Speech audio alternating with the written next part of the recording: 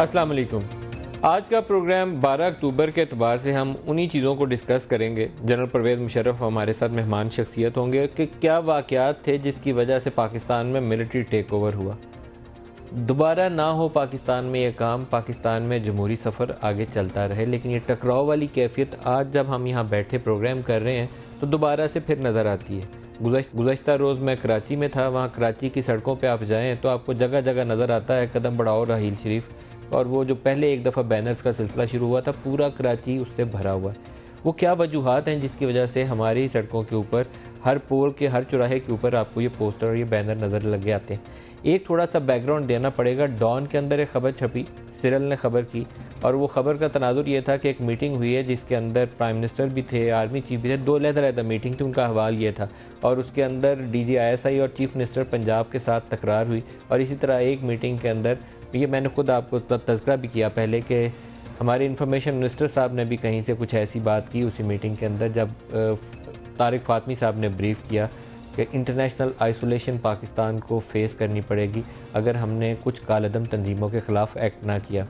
ان تکرار کی خبر جو ہے اخباروں میں چھپ گئی، ڈان میں چھپ گئی۔ اس کے بعد حکومت نے اس کی 3 تردید جاری کی، لیکن تینوں تردیدیں جو تھیں وہ بہت زیادہ سیٹسفیکٹری نہیں تھیں، کیونکہ ان میٹنگ کے اندر کچھ باتیں ہوئیں۔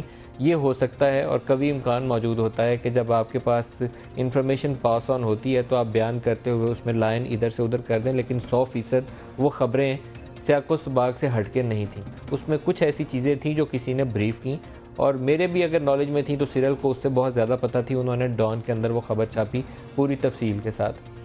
اس کے اوپر سیرل کا نام ECL پہ ڈال دیا گیا۔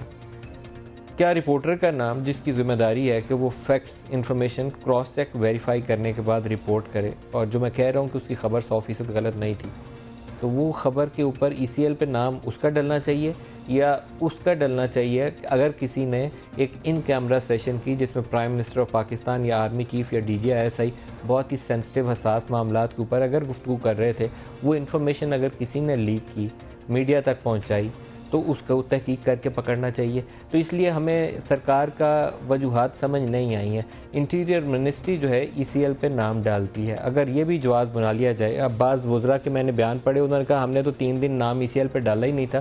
یہ تو جو بعد میں فالو اپ میٹنگ ہوئی جس میں آرمی چیف تھے، DGISI تھے، انٹیریئر منسٹر تھے اور ڈار صاحب تھے، اور پرائم منسٹر چیئر کر رہے تھے، چیف منسٹر پنجاب بھی تھے، جس میں بڑی ناخوشی کا اظہار کیا کہ یہ خبر کیوں یہاں سے لیک ہوئی۔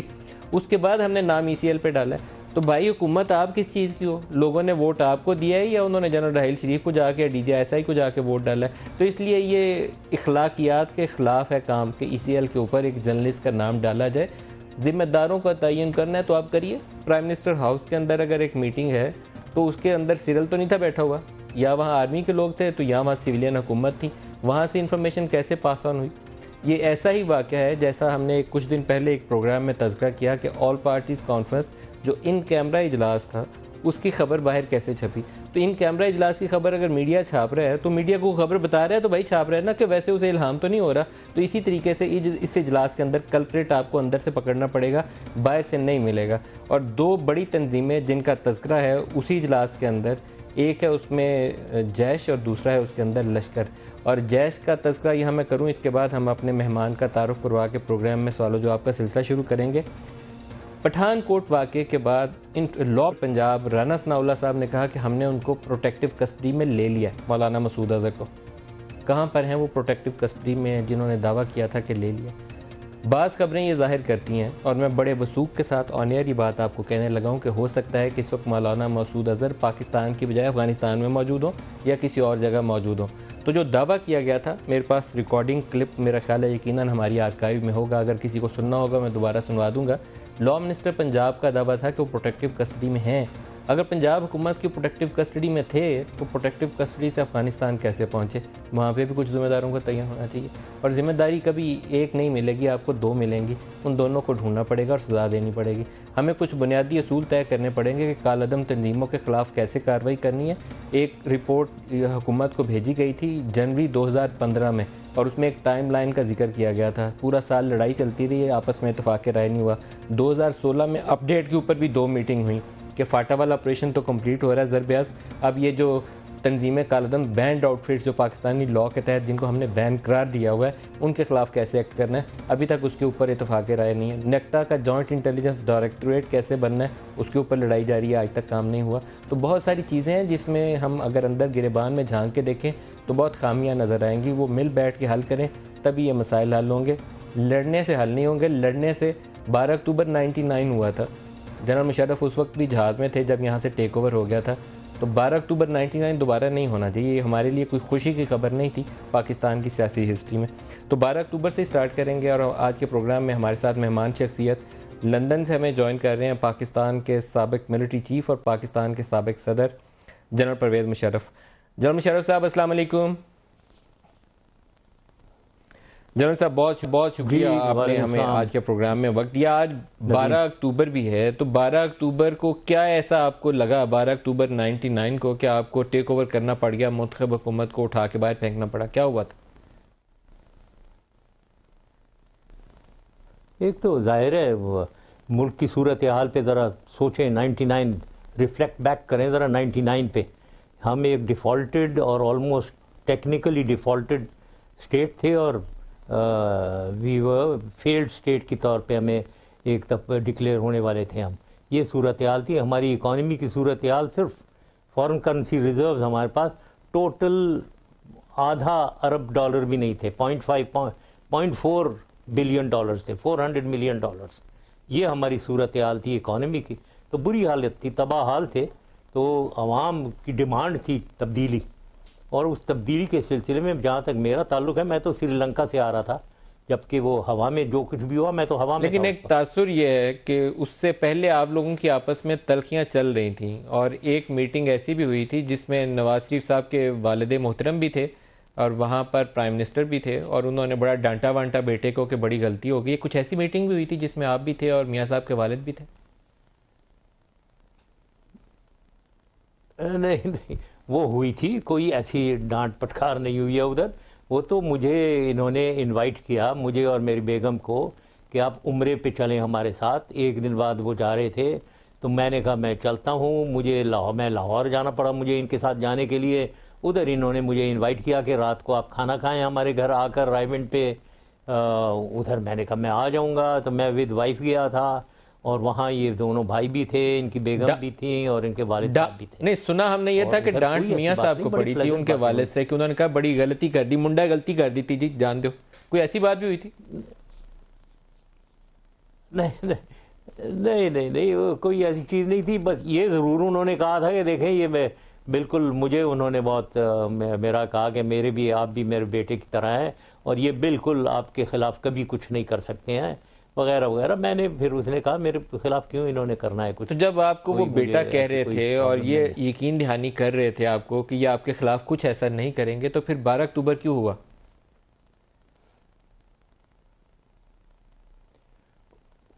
وہ پھر آپ انہی سے پوچھیں، میرے سے مت پوچھیں۔ 12 اکتوبر ہوا، بالکل ہوا، اور مجھے بڑی حیرانگی ہے کہ یہ کیوں ہوا۔ دیکھیں ڈفرینسز ہوتے رہتے ہیں، اس میں یہ اس قسم کے ایکشن نہیں ہونے چاہیے کہ ایک چیف کو، وہ انفارچونیٹلی پہلے جنرل جہانگیر کرامت کو بھی 3 مہینے پہلے جانا پڑا تھا، پتہ نہیں کیوں، اس کی بھی ایک سوالیہ نشان ہے ابھی تک کہ کیوں وہ گئے 3 مہینے پہلے، کیونکہ بڑے غلیظ ہے۔ ڈفرینسز آف اوپینین جو ہے should not lead to such, اس قسم کی ڈراسٹک ایکشنز جس کی وجہ سے کشیدگی۔ اچھا، میں نے اس وقت جو جنرل شاہد عزیز صاحب کا انٹرویو کیا، ایڈمرل فصیح بخاری کا انٹرویو کیا، اور ان دونوں کا خیال یہ ہے کہ آپ کے سری لنکا جانے سے پہلے آپ کی رہائش گاہ کے اوپر ایک میٹنگ ہوئی تھی، اور جنرل محمود عام طور پر وہ کہتے تھے کہ فوج کے اندر کہتے تھے سینئر لیول کے اوپر کہ اگر جہانگیر کرامت کو تو انہوں نے نکال دیا ہے، اگر اب نواز شریف صاحب نے آرمی چیف کو نکالا تو فوج ان کے خلاف ایکٹ کرے گی، دوبارہ جہانگیر کرامت نہیں بنے گا آرمی چیف۔ یہ وہ کہتے ہیں کہ عام طور پر بولا جاتا تھا، اور آپ کے سری لنکا جانے سے پہلے ایک میٹنگ ہوئی تھی جس میں یہ بات طے ہو گئی تھی کہ اگر گورنمنٹ آپ کے خلاف ایکٹ کرتی ہے پرائم منسٹر، تو آرمی ول ٹیک اوور۔ نہیں دیکھیں ندیم، یہ بہت سی میٹنگز ہوتی ہیں، ان میں بہت سی لوگ باتیں کرتے ہیں، بہت سے ایشوز، بہت سے اوپینینز دیتے ہیں۔ اب وہ میں کوئی ادھر بیٹھا ہوا ڈسکلوز کرنے والا نہیں ہوں، ان کی ایک کانفیڈینشیلٹی ہوتی ہے، اور وہ پبلک ڈسکلوجر کے لیے نہیں ہوتی ہیں وہ۔ سب کوئی پاکستانی کے سوچ رہے تھے. یہ میں یقین سے آپ کو کہتا ہوں کہ سب آرمی کے جتنے کور کمانڈرز تھے, DGI یہ سب وہ پاکستانی کی سوچ رکھتے تھے, پاکستان کی بہتری کی سوچ رکھتے تھے اور کوئی نہیں. تو اس لیے میں آپ کو نواز شریف صاحب جو اس وقت وزیر اعظم تھے ان کا سٹیٹمنٹ سنواتا ہوں, وہ کیا کہہ رہے ہیں, پھر آپ سے دوبارہ جواب مانگوں گے. اس میٹنگ کے حوالے سے میں نے بہت سے لوگوں سے پوچھا, سب نے تصدیق کی کہ ہاں میٹنگ ہوئی تھی اور آپ کے رہائش گاہ پر ہی ہوئی تھی. تو میں نواز شریف صاحب کا آپ کو سٹیٹمنٹ سنواتا ہوں, سنوائیے گا جی میاں صاحب نے کیا کہا تھا. مشرف صاحب کو تو ظاہر کو بہانا چاہیے تھا ٹیک اوور کرنے کا, اور انہوں نے ٹیک اوور کیا. اور میرا یہ خیال ہے کہ پہلے سے طے شدہ پروگرام تھا ان کے درمیان اور جنرل محمود, جنرل عزیز کہ کبھی ایسا کوئی پرائم منسٹر کی طرف سے اگر مجھے ہٹایا جائے تو آپ نے یہ کام کرنا ہے. These are standing instructions from mister Musharraf. ان کی پہلے سے تیاری تھی اور بالکل آپس میں ان کا پورا پلان بنا ہوا کہ پرائم منسٹر کی طرف سے اگر کوئی بھی ذرا سے اس طرح کا ایکشن ہوگا تو ہم ایکٹ کریں گے. جی جنرل صاحب, وہ تو کہہ رہے ہیں پرائم منسٹر اس وقت جو تھے وہ خود کہہ رہے ہیں یہ بات. ہاں پہلی چیز تو یہ ہے کہ دیکھیں اگر میری طرف سے کوئی پلاننگ ہوتی تو میں کیا سری لنکا جاتا. سری لنکا میں گیا ہوں, ادھر میں آرام سے بیٹھا ہوں, آفیشیل وزٹ, ادھر سے آرام سے آ رہا ہوں میں, اور میں کراچی رہا ہوں, ادھر میرے کچھ آفیشیل کمٹمنٹ تھی. اس کے بعد میں نے اسلام آباد آنا تھا. تو میرے تو کوئی ایسے ارادے نہیں تھے جو یہ سمجھ رہے ہیں, یہ بالکل غلط ہے. اور دوسری چیز یہ ہے کہ کیا باتیں ہوئیں اور کیوں, یہ وجوہات نہیں, اس میں نہیں جانا چاہ رہے ہیں کہ جو انہوں نے کیا, جو کچھ بھی ہوا اس سے پہلے کی طرح بات کریں نا. جو کیا آرمی چیف کو ہوا میں ایئر کرافٹ میں کہا کہ یہ آرڈر ہو سکتے ہیں کہ جی آپ پاکستان کی ایئر سپیس کو چھوڑ کے باہر چلے جائیں, پاکستان سے باہر.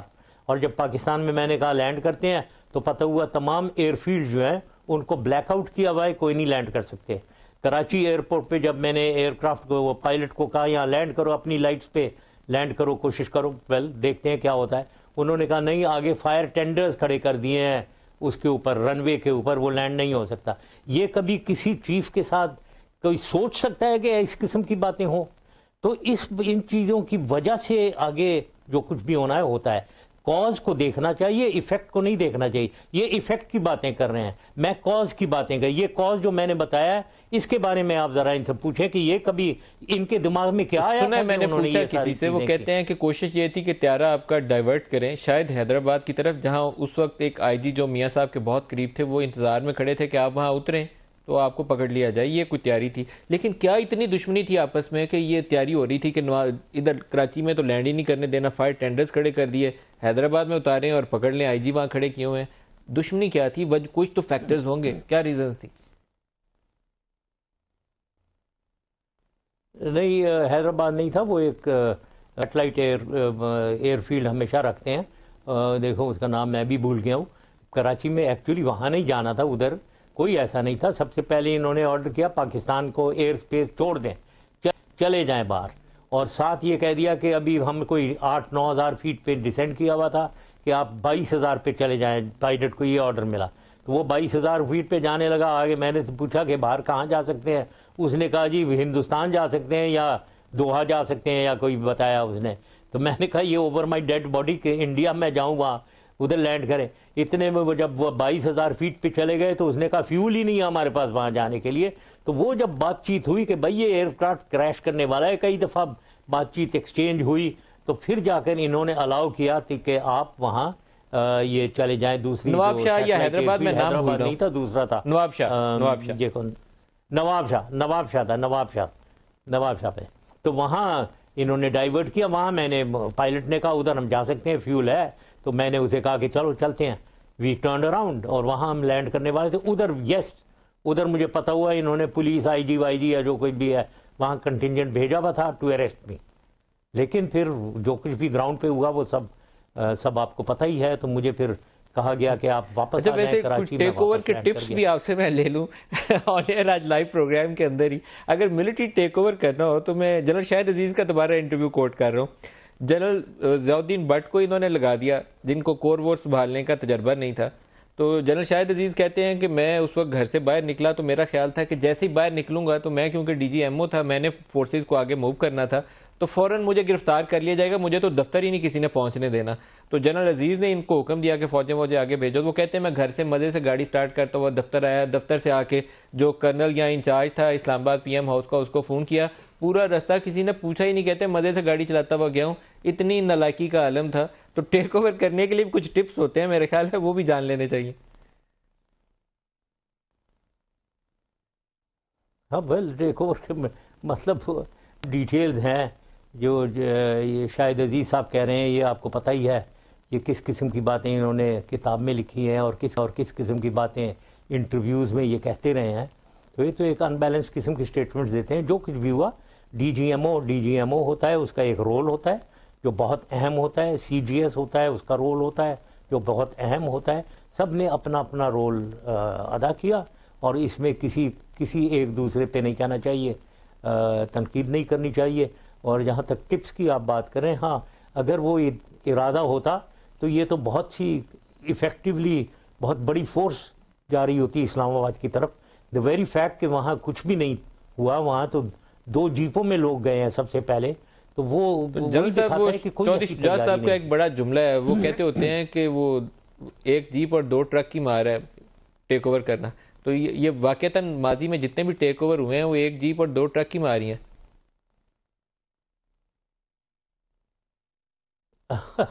ہاں صحیح بات, دیکھیں ویپنز ہیں, لیکن اور اس کے علاوہ دیکھیں یہ بات نہیں ہے. وہاں جو آفیسر گیا تھا وہ اکیلا ہی, بہت دلیر آدمی, وہ اکیلا پہنچا تھا صرف 1-2 سپاہیوں کے ساتھ, اور وہاں ایس ایس جی والے کھڑے ہوئے تھے.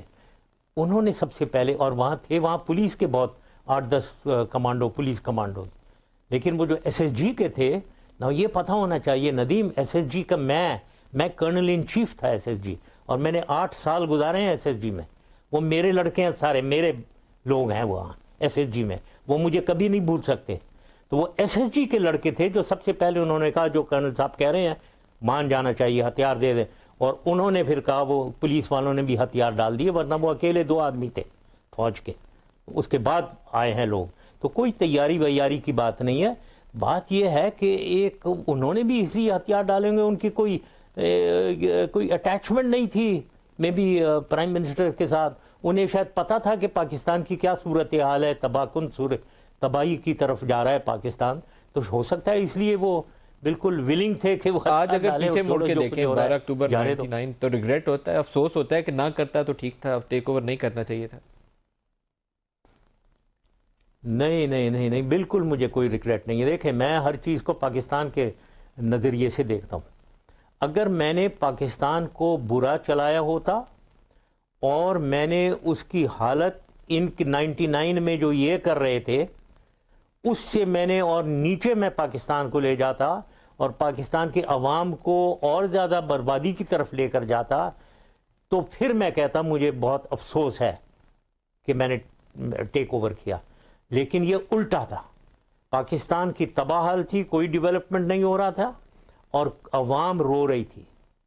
میں نے اس کو تبدیل کیا, پاکستان کو زمین سے اٹھا کر میں بہت اونچے لیول پہ لے گیا تھا. عوام کو خوشحالی دے دی, میں نے ملک کو ترقی دے دی, ایک ملک میں عوام کو کانفیڈنس دی, انٹرنیشنلی ہمارا ایک رتبہ بنا دیا. تو یہ تو میں نے کیا. تو میں کیوں کہوں کہ مجھے افسوس ہوا؟ میں نے پاکستان کو بہتری کی طرف, ترقی کی طرف لے گیا. جنرل صاحب لیکن آپ نے جو کچھ بھی کیا وہ سسٹینیبل نہیں تھا. وہ آپ نے نئی جمہوریت کریٹ کرنے کی کوشش کی, کاف لیگ بنائی, وہ سارے لوگ دوبارہ نون لیگ کے اندر بیٹھے ہوئے ہیں جو آپ کے ساتھ بیٹھ کے سارا دن کہتے تھے کہ 25 سال جنرل پرویز مشرف کو وردی کے ساتھ بنائیں گے, وہ سارے نون لیگ کے وزیر ہیں. آج کل آپ کے خلاف سب سے زیادہ میڈیا پہ وہی نظر آتے ہیں. 2007 میں محترمہ کی اسیسینیشن ہوئی, اس کے بعد آپ کے جو اکنامک گینز تھے 3 مہینے کے اندر سارے نیوٹرلائز ہو گئے, تو کچھ بھی سسٹینیبل نہیں رہا.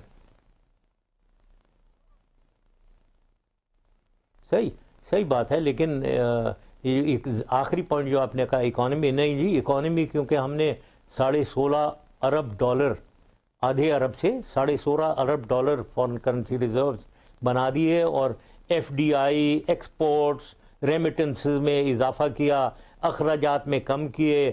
جو یہ اخراجات تھے ہمارے سبسڈیز کے کوئی 170 ارب روپے ان کو 50 ارب پہ لے آئے. بہت اس کو میں تو اکانومی کو جو ہم لے گئے تھے نا وہی سسٹین کیا, اس نے سسٹین کر لیا ان 8 سالوں کو. اگر وہ وہاں نہیں ہوتی, خدا نہ خواستہ اس لیول پہ ہوتی جو 99 تھا, میں امیجن بھی نہیں کر سکتا ہوں کہ پاکستان کہاں ہوتا. پاکستان تو خدا نہ خواستہ تباہ ہوا ہو گیا ہوتا. تو یہ بات نہیں ہے. اس سسٹینیبلٹی جو ہوئی ہے 8 سال جو تباہی کی طرف ہم جا رہے ہیں, جو پہلے 5 سال میں پیپلز پارٹی کی گورنمنٹ اور اس کے بعد ابھی, تو یہ سسٹین اسی لیے ہو رہی ہے کہ ہم نے 10 سالوں میں پاکستان کی اکانومی کو آج والی صورتحال پہ آتا ہوں, لیکن آپ نے ان لوگوں پہ کامنٹ نہیں کیا. وہ ایک دفعہ لوٹا بنے تھے نون لیگ کو چھوڑ کے, یا پیپلز پارٹی کے وہ لوگ تھے چھوڑ کے آپ کے ساتھ آئے تھے, دوبارہ آپ نون لیگ کے اندر ہیں, ان کے لیے, ان لوٹوں کے لیے کیا کہتے ہیں؟ ہاں یہ اوکے, ہاں یہ دیکھیں, یہ آپ نے اب ٹرم استعمال کر ہی لیا ہے لوٹوں کے لیے. یہ لوٹا گردی جو ہے نا, یہ پاکستان کی ایک اصول ہی بنا ہوا ہے یہاں انفارچونیٹلی. نا یہ میرے ساتھ بہت سے ان میں سے تھے, اور ابھی بھی میرے ساتھ ان کی سمپتیز ہیں اور ان کی کنسرن ہیں. لیکن پاکستان کی پولیٹیکل معاشرہ اور ماحول کچھ ایسا ہے کہ بس جو گورنمنٹ میں ہوتا ہے نا لوگ اس کی طرف چلے جاتے ہیں. کیوں؟ 2 وجوہات ہیں اس کی. ایک تو اپنی گینز کے لیے جاتے ہیں کہ جی حکومت کی طرف ہوں گے تو ہم اپنے ان سے پیسے لیں گے, کوئی ڈیولپمنٹ سکیمز کے لیے آدھے اپنی جیبوں میں ڈال لیں گے, آدھے لگا دیں گے ادھر.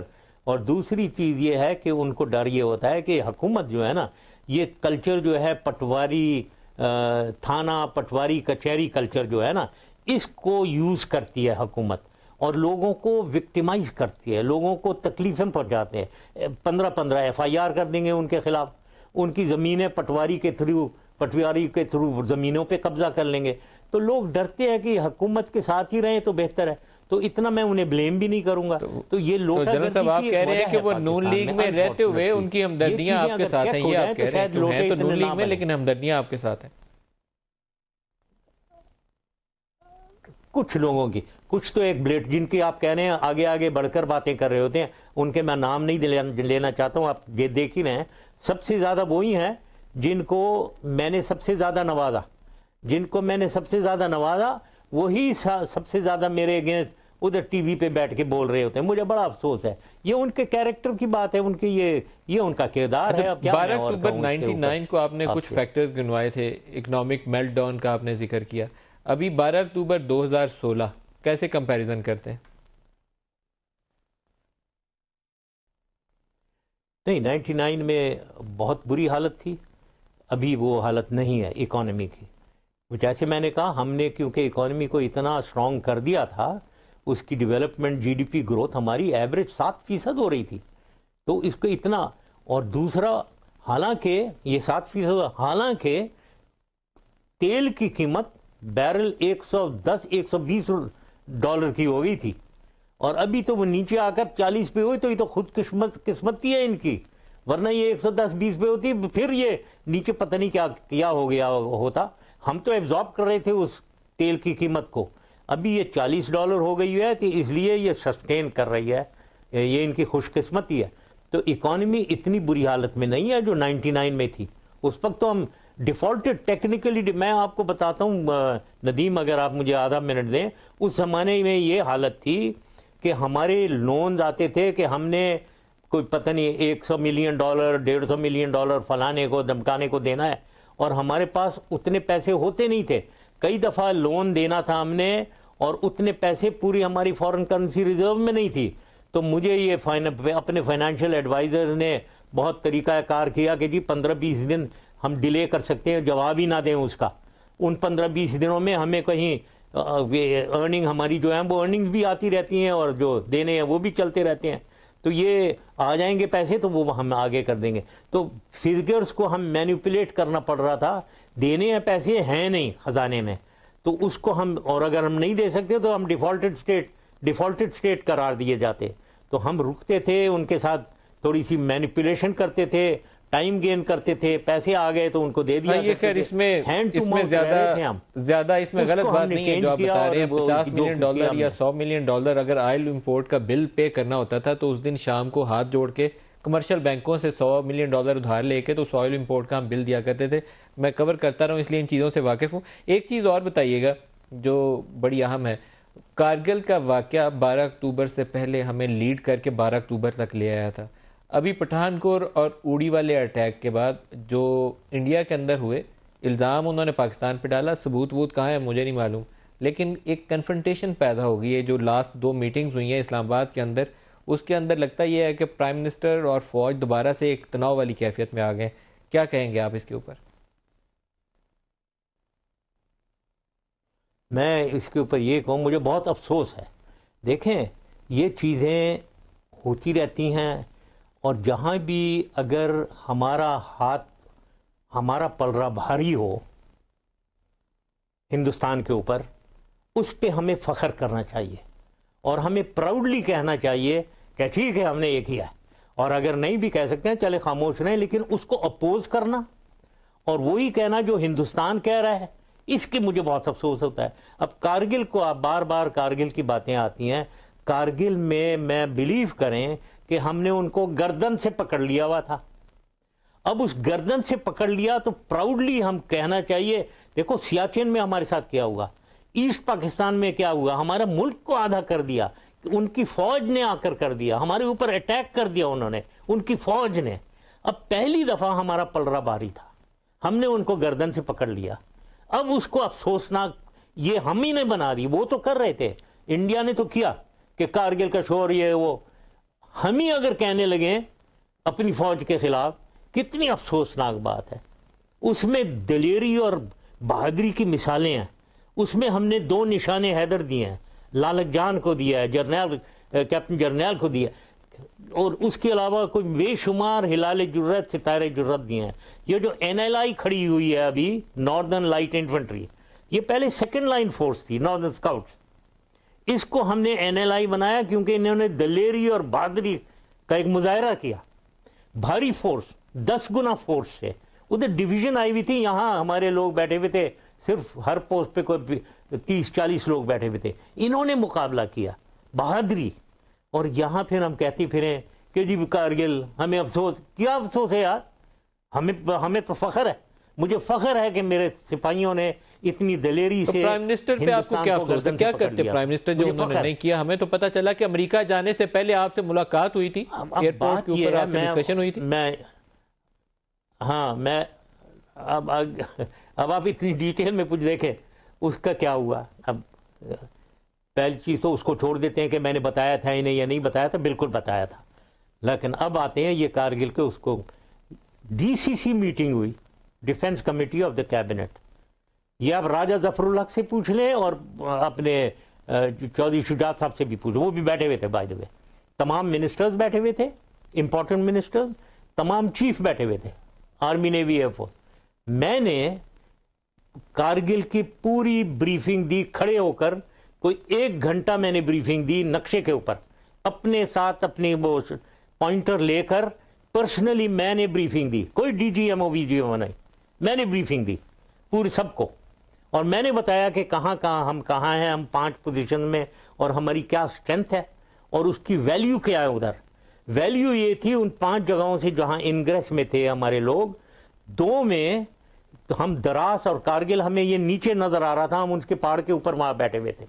ان کی گاڑیاں سری نگر سے لے لداخ ایک گاڑی دن میں چل نہیں سکتی تھی, کیونکہ ہم پتھر پھینک سکتے تھے اوپر سے, انہیں مارتے. وہ نہیں جا رہی تھی, ہم نے روڈ ختم کر دیا تھا ان کا کمیونیکیشن. ایک پوزیشن ایسی تھی نیچے جاتے ہم سیاچن کے بریگیڈ کو پیچھے سے کاٹ دیتے ہم.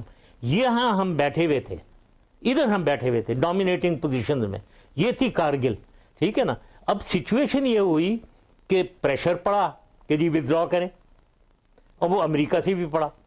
اب آپ ایک کتاب پڑھیں, اس میں یہ دیکھیں, ایک انڈین رائٹر جو خاتون رائٹر ہے, انہوں نے لکھا, برکھا دت نے ایک کتاب لکھی ہوئی ہے, یہ آپ پڑھیں ذرا. اس میں اس نے برکھا دت نے لکھا ہے کہ India approached Bill Clinton, sorry ادھر کون تھا پریزیڈنٹ اس وقت, ہاں بل کلنٹن ہی تھا نا, یس, بل کلنٹن کو اپروچ کیا کہ آپ پریشر ڈالیں پاکستان کے اوپر کہ ودرا کریں. اس نے شاید نہیں ڈالا, اور ہم وہیں بیٹھے ہوئے تھے. وہ چلے گئے کہیں جنیوا, تو کافی دیر سے بعد ہندوستان نے ایک اسپیشل ایمبیسی بھیجی جنیوا, تو بل کلنٹن سے پھر بھائی آپ پریشرائز کریں پاکستان کو ودرا کریں. یہ اس نے برکھا دت نے اپنی کتاب میں لکھا ہوا ہے. تو بات یہ ہے کہ وہ پریشر ڈلوایا. اب وہ پریشر ڈلوایا ان کے اوپر. وہ ڈی سی سی میٹنگ میں میں نے انہیں سارا بتا دیا کہ کوئی جنگ ہو نہیں سکے گی, جنگ ہوئی تو بہت ان کی وہ پرائم منسٹر کی کیا پوزیشن تھی ڈی سی سی اجلاس کے اندر؟ پرائم منسٹر نے کیا پوزیشن لی؟ کشمیر میں لے گئے.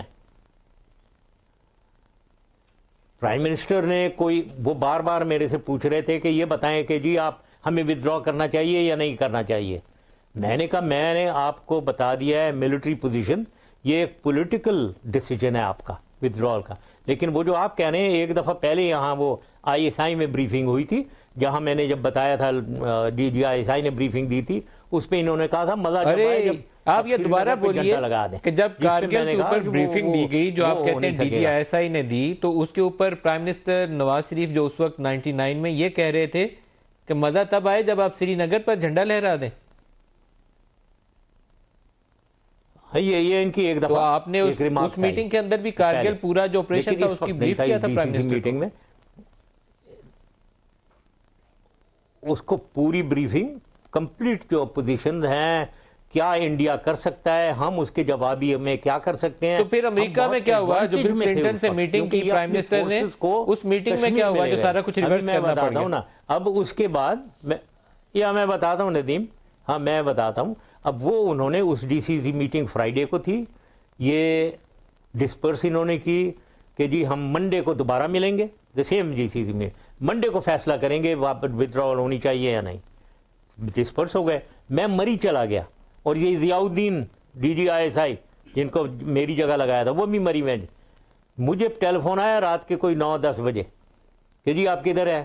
میں نے کہا جی میں مری بیٹھا ہوں, میں تو امریکہ جا رہا ہوں, تو آپ چکلالہ میں میرے سے ملیں. میں مری سے میں نے ان کو ضیاء الدین کو پک اپ کیا اور ہم دونوں ڈرائیو کر کے چکلالہ گئے. رات کے 10-11 پہنچے. وہاں انہوں نے پھر میرے سے وہی پوچھا کہ یہ بتائیں ودرا کرنا چاہیے یا نہیں. میں نے کہا دیکھیں پرائم منسٹر صاحب, میں نے آپ کو ملٹری, میں آرمی چیف ہوں, میں نے اور چیئرمین جوائنٹ سٹاف بھی ہوں, میں نے آپ کو ملٹری اینگل پورا بتا دیا ہے کہ ہمیں پرابلم نہیں ہے, ہم ڈومینیٹنگ پوزیشن میں ہیں, ہم ٹھیک ٹھاک بیٹھے ہوئے. یہ ایک پولیٹیکل ڈیسیجن جو آپ نے لینا ہوگا. تو وہ چلے گئے اور ادھر یہ ودرال کا ایگری کر کے آ گئے. جو بھی پریشر تھا مجھے نہیں معلوم. اب جب یہ ودرا کر کے آ گئے, اب یہ انہوں نے یہاں پبلک, پاکستان کی پبلک کو بتانا تھا کہ نہیں جی انہوں نے کوئی نہیں ودرا کیا, یہ تو بہت دلیر تھے. یہ ہماری بزدلی, پاکستان آرمی کی بے وقوفی, انہوں نے اخباروں میں آنے لگا پاکستان آرمی نے فورس کیا ودرال, جبکہ کوئی بالکل غلط بات ہے. تو جنرل صاحب کیا کارگل کی تحقیقات نہ ہو جائیں, کیونکہ ناردرن لائٹ انفینٹری کے بہت سے شہداء ہیں. میں اس واقعے کے بعد وہاں گیا تھا اس علاقے میں. آرمی کا بڑا وہاں ابھی بھی لوگوں کے دلوں میں بے پناہ محبت ابھی بھی ہے, اور اس وقت بھی تھی. اتنے شہداء کے باوجود بھی جذبہ موجود تھا. لیکن کیا تحقیق نہیں کرنی چاہیے کہ اینا لائک اتنے لوگ شہید ہو گئے تھے؟ ذمہ داری جنرل پرویز مشرف کی ہے یا پرائم منسٹر کی؟ کسی ایک کی تو ذمہ داری ہوگی. دیکھیں ندیم, جو قوم یہ سسٹین نہیں کر پائے کہ جی شہید ہو گئے, کتنے شہید ہو گئے بھائی, پورے لائن آف کنٹرول پہ ہمارے کوئی 450 لوگ شہید ہوئے تھے اس پورے کوئی 4-6 مہینے میں بات کر رہا ہوں. اور یہاں جہاں تک کہ کارگل کا تعلق ہے, یہاں کوئی میرے خیال میں کوئی 150-200 لوگ شہید ہوئے تھے.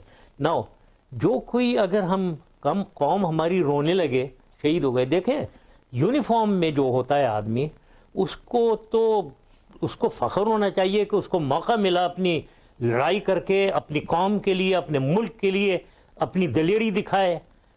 اور اگر شہید ہو جاتا ہے تو ہم لڑنے ہی کے لیے آئے ہیں نا. میں فوج میں گیا تھا کہ میں ادھر کھانا کھانے کے لیے, چائے پینے کے لیے گیا تھا؟ میں لڑنے ہی کے لیے گیا تھا نا. میرا ارادہ یہی تھا کبھی موقع ملا تو ہم لڑیں گے. تو اگر لڑنا پڑتا ہے تو لڑنے میں پھر شہید بھی ہو سکتا ہے آدمی, مر بھی سکتا ہے. میں بھی 65 وار میں 71 وار میں مارا جا سکتا, میں بھی شہید ہو سکتا تھا. تو ایسی کوئی بات نہیں ہے, اس سے گھبرانے کی چیز نہیں ہے. تو بعد میں کوئی انکوائری ہے کیوں شہید ہو گئے جی اتنے لوگ, بھائی کیوں لڑے تھے تو شہید ہو گئے, کوئی ایسی بات نہیں ہے. لیکن آگے سے کوئی 1,500 ہندوستانیوں کو مارا تو وہ نہیں ہے. یہ 200 اگر شہید ہو گئے, 1,500 ہندوستانیوں کو مارا, فخر کرنا چاہیے ہمیں. لالک جان کے گاؤں میں جائیں ذرا, وہاں پوچھیں اس کے رشتہ داروں سے میرے بارے میں، وہ آپ کو روئیں گے، وہ تو سارے لوگوں کے سر فخر سے بلند ہیں شہداء کی، کسی فیملی میں آپ کو ریگریٹ نظر نہیں آئے گا. لیکن پاکستان کی پوزیشن لگتا یہ ہے کہ کارگل واقعے کے بعد انٹرنیشنلی کافی کمپرومائز ہو گئی. انڈیا جو تھا وہ اوپر چڑھ آیا، ہم نیچے چلے گئے. کوئی کمپرومائز نہیں ہوتا ندیم، کوئی کمپرومائز نہیں ہوتا ہے. اپنی طاقت ہونی چاہیے. وہ انڈیا کمپرومائز ہوا تھا، ہمارے یہ آدھا ملک ہی لے لیا انہوں نے، وہ کمپرومائز ہوا؟ سیاچن میں آ کر گھس کر بیٹھ گئے، کمپرومائز ہوا ہندوستان؟ نہیں، کیونکہ دنیا میں وہ جا کر شور مچایا اس نے، وہ نہیں ہوا. ہم کیا ہم نے چوڑیاں پہنی ہوئی ہیں، ہم لڑے ہیں کارگل میں، ہم نے اپنا عبور پایا ہے، تو دنیا میں ہم بولیں گے کہ ٹھیک ہے وہ سیاچن میں آئے تھے، ہم کارگل میں بیٹھے ہوئے ہیں، ان کو سیاچن سے نکال دو، ہم کارگل سے نکل جائیں گے. ایسی کون سی بات ہے؟ اپنی پروجیکشن کرنی ہوتی ہے نا، ہتھیار تو نہیں ڈالنے. توبہ میری میں آئندہ نہیں کریں گے جی، ہمارے سے بڑی ایک بریک لے لوں میں، ایسے نہیں کرنا چاہیے. اجازت؟ اچھا نہیں، ابھی چلتے ہیں جی، ابھی بریک. پروڈیوسر صاحب کہہ رہے ہیں بریک چھوڑ رہے ہیں. لیکن ایک چیز آپ مجھے بتا دیں، آپ نے ایک اور بڑی آپ کی اچیومنٹ تھی اٹل بہاری واجپئی، اس کے ساتھ مل کے آپ نے کافی پروگریس کی تھی کشمیر والے مسئلے کے اوپر، سیاچن، سر کریک، اس کے اوپر سارا کچھ ہی ریورس ہو گیا. کیا ہوا؟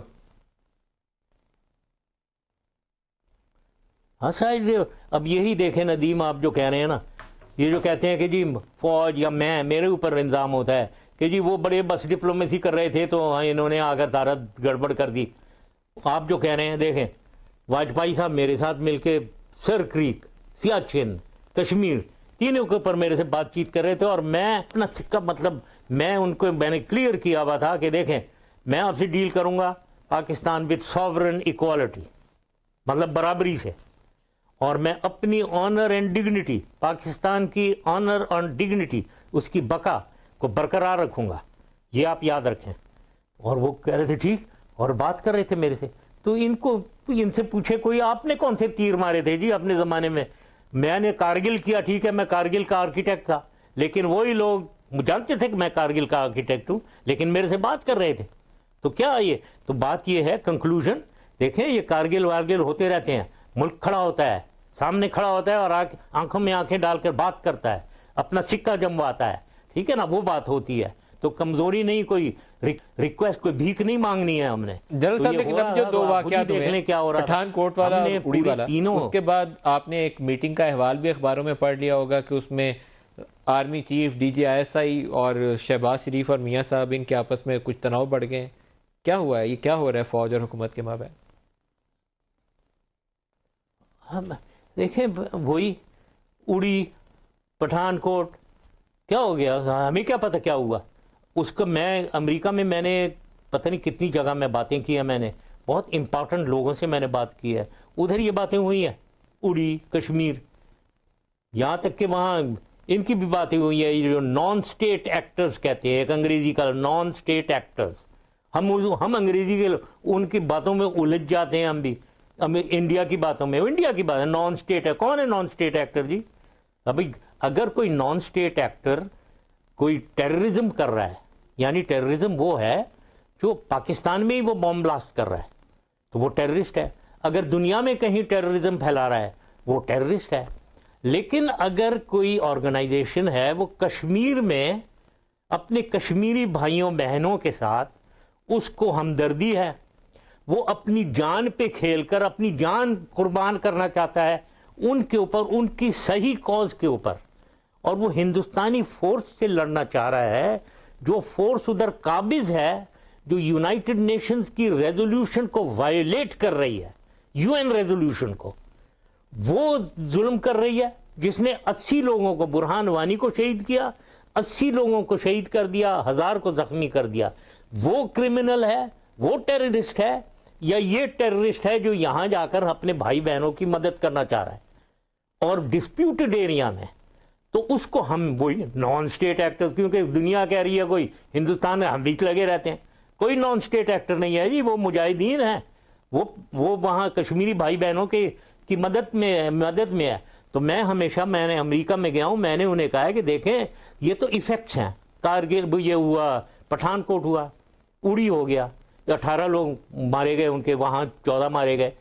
یہ جنرل صاحب، یہاں ایک سوال پیدا ہوتا ہے کہ میں نے انہیں بتایا آپ حافظ سعید صاحب اور مولانا مسعود اظہر دو لوگوں کا نام بار بار انڈیا جو ہے وہ ان کا بار بار نام لے رہا ہے. اس میٹنگ کے اندر بھی تناؤ میں میرے خیال میں مولانا مسعود اظہر کا نام زیادہ وجہ بنا جس میں تناؤ ہوا ہے دونوں ISI اور CM پنجاب کے مابین. آپ ان کو کیا کہتے ہیں کہ یہ وہاں جا کے جہاد کر رہے ہیں, نان اسٹیٹ ایکٹر ہیں, بڑا نیکی کا کام کر رہے ہیں یا غلط کر رہے ہیں؟ نہیں, میں ڈیفرینشیٹ کرنا چاہتا ہوں. جب ہی میں نے یہ ڈیفرینشیٹ تھوڑا کیا, باہر بھی یہ دونوں کے نام لیے جاتے ہیں, لیکن میں آپ کو یقین سے کہہ رہا ہوں, دیکھیں جیش محمد یہ پاکستان میں بھی دہشت گردی کر رہے تھے, انہوں نے میرے اوپر بھی اٹیک کروایا, تو یہ تو دہشت گردی کر رہے ہیں. تو یہ کون سے, یہ نان اسٹیٹ. اب ان کو لشکر طیبہ کے ساتھ ملانا, لشکر طیبہ نہ وہ تو صرف کشمیر اورینٹڈ ہے. دوسری چیز جماعت الدعویٰ جو انہوں نے ان کا ہے, وہ ارتھ کویک میں, جب 2005 کی ارتھ کویک میں بہترین کام, سب سے بہترین NGO جماعت الدعویٰ. یہ فلڈ جو سندھ میں آئے ہیں, سب سے بہترین NGO جماعت الدعویٰ, یہ وہ کام کر رہے ہیں. یہ اپنے جو لوگ ان کے فالوورز ہیں, یہ وہ پاکستان کے لیے کیا کچھ نہیں کر رہے. جنرل صاحب کیا آپ سپورٹ کرتے ہیں کہ جیش کے خلاف کارروائی کی جائے پاکستان کے اندر؟ پنجاب میں کہتے ہیں کہ ان کی فیصل آباد اور ان علاقوں میں اپنا گاہیں بھی ان کی ہیں, کیا ان کے خلاف کارروائی ہونی چاہیے جیش کے خلاف؟ آپ نے کہا کہ آپ کے اوپر بھی حملہ کروایا تھا انہوں نے, تو کیا سپورٹ کرتے ہیں اس بات کو؟ میں تو میری نظر میں میرے زمانے میں جیش محمد بالکل ٹیررزم پاکستان میں کر رہا تھا, تو اس لیے اس کو میں بالکل لشکر طیبہ کے ساتھ ان کو ملانا, جیش کے خلاف کارروائی ہونی چاہیے.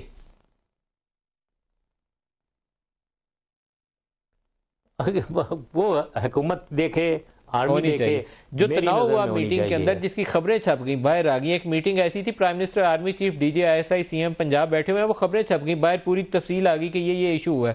یہ خبریں کیسے باہر آ جاتی ہیں اتنی ہائی لیول میٹنگ کی؟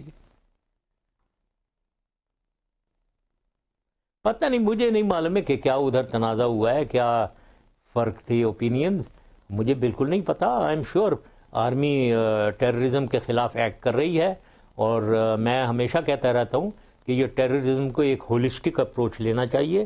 پورے پاکستان بھر میں اگر ڈیفرنٹ علاقوں میں دیکھا جائے, KPK کی ٹیررزم کی الگ نوعیت ہے, بلوچستان کی ٹیررزم کی الگ نوعیت ہے, کراچی کی ٹیررزم کی الگ نوعیت ہے, پنجاب میں ٹیررزم کی الگ نوعیت ہے. تو اس سب کو الگ الگ انڈیا نے دعویٰ کیا جی, اور وہ مصر ہے کہ ہم نے سرجیکل سٹرائک کی ہے اڑی واقعے کا بدلہ لینے کے لیے. پاکستان کہتا ہے کہ اس کا ثبوت ہے تو لاؤ. کیا کیا انڈیا نے کچھ پاکستانی علاقوں میں آ کے؟ نہیں, میری نظر میں اور میری جو انفارمیشن ہے, کچھ تو اخباروں میں اور ٹی وی میں, کچھ میری پرائیویٹ جو لوگ, ظاہر ہے کئی لوگ مجھے خبریں بھیج دیتے ہیں, کوئی SMS بھیج دیتا ہے, کوئی واٹس ایپ بھیج دیتا ہے, بالکل کچھ نہیں کیا ایسی. اب انہوں نے بھی کیونکہ ایک جنون, ایک طاری ہے ادھر پورے قوم میں, ایک ہسٹیریا پیدا کیا prime minister, foreign minister, defence minister, DGMO نے, کہ جی پاکستان کو سزا دیں گے. ایک آپریشن بنایا انہوں نے, آپریشن پلاننگ کر رہے تھے انہوں نے, اس کا نام ہی آپریشن پنش پاکستان, یہ وہ کر رہے ہیں. جیسے ہم بھوٹان ہیں, آپریشن پنش پاکستان. اب وہ انہوں نے, ان کی عوام اٹھ گئی, ان کو انہوں نے ایک ہسٹیریا جنون میں آ گئی وہ کہ جی مارو پاکستان کو, سزا دو. اب سزا یہ دے نہیں سکتے ہیں, انہیں معلوم ہے, ان کی فوج کو معلوم ہے سزا نہیں دے سکتے ہیں یہ, تو ان کو پتہ ہے, لیکن کہہ رہے ہیں یہ جنون بنا دیا. اب اس سے نکلیں کیسے؟ خود اپنے آپ کو پھنسا دیا انہوں نے.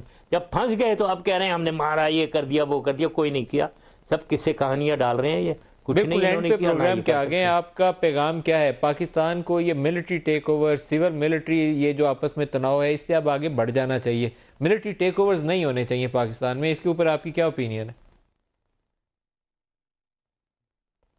100% میں مانتا ہوں, میں ایگری کرتا ہوں کہ ملٹری ٹیک اوور نہیں ہونا چاہیے. لیکن یہ اتنی سمپل بات نہیں ہے ندیم, اس کو ذرا ڈیٹیل میں دیکھیں. ہم کازز میں نہیں جائیں گے نا اگر روٹ پہ, تو پھر ہمیں حل نہیں میں بس یہ ملٹری نہیں ہونا چاہیے.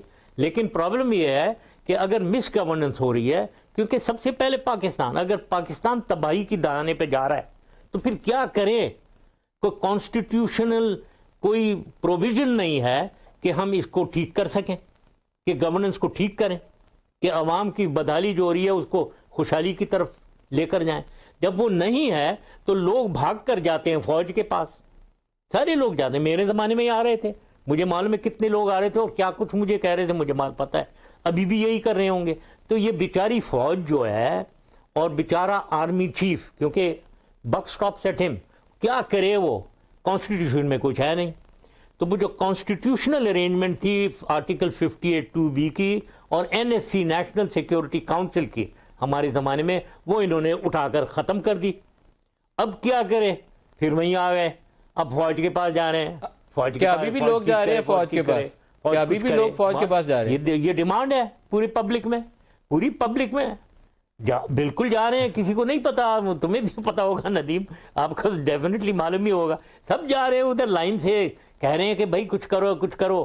جنرل رائل کو کہہ رہے ہیں مت جائیں, نہ جائیں, کچھ کر کے جائیں. آپ کیا کہہ رہے ہیں, یہ ٹیررزم کو ٹھیک کریں. کیا ہو رہا ہے پاکستان کے ساتھ؟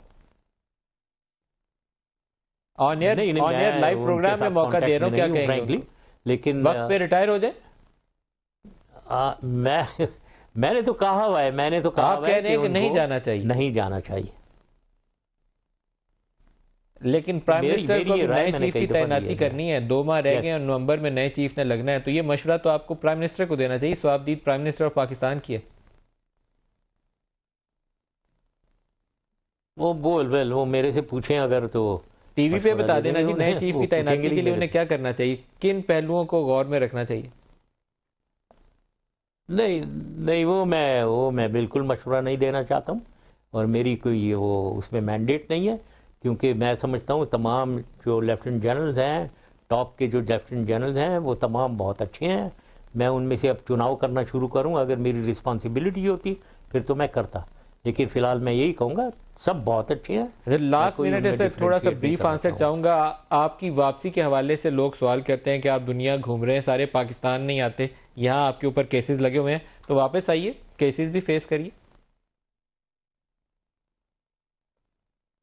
کیسز فیس کروں گا بالکل, لیکن آؤں گا جب یہ کیسز سارے بوگس ہیں. پہلی چیز تو یہی ہے, آؤں گا جب یہ کیسز میں کچھ مجھے امید ہو کہ مجھے عدل اور انصاف ملے گا, اور عدل اور انصاف کے علاوہ مجھے ایک فریڈم آف موومنٹ ہوگی میری, تاکہ میں جو کچھ کرنا چاہتا ہوں, میں جو کہتے رہتا ہوں سیاسی لحاظ سے ایک تیسرا پولیٹیکل فورس میں نے بنانا ہے, اور پاکستان کے لیے بننا چاہیے. تمام لائک مائنڈڈ لوگوں کو اکٹھے ہو جانا چاہیے, ایک تیسرا پولیٹیکل فورس بنانا چاہیے. کیونکہ جیسے میں نے کہا کانسٹیٹیوشنل کوئی پروویژن تو ہے نہیں کہ ہم بہتری لا سکیں, گورننس چینج کر سکیں. تو یہی ہوگا کہ 2018 میں کم از کم کوشش تو کرو کہ ایک تیسرا پولیٹیکل فورس ہو جو پیپلز پارٹی اور PMLN کے علاوہ پی ٹی آئی ہے نا سر, جنرل صاحب پی ٹی آئی ہے تھرڈ پارٹی. ادروائز 2018 میں مجھے پورا یقین ہے پی ٹی آئی ہے, لیکن نہیں ہے بھی اور نہیں بھی ہے. آئی ڈونٹ تھنک کہ وہ سولو فلائٹ پہ ہیں, وہ سکسیڈ نہیں کر سکیں گے. تو اس لیے میری نظر میں 2018 میں سیم کام, وہ آرمی میں کہتے ہیں سیم کام بگن, وہی جو 2008 میں تھا شروع کرو, جاری رکھو وہی کام. جنرل پرویز مشرف صاحب, فارمر پریزیڈنٹ آف پاکستان اور پاکستان کے سابق آرمی چیف, بہت شکریہ آج کے پروگرام میں ہمارے. آج کے لیے اتنا ہی, اجازت دیجیے, خدا حافظ.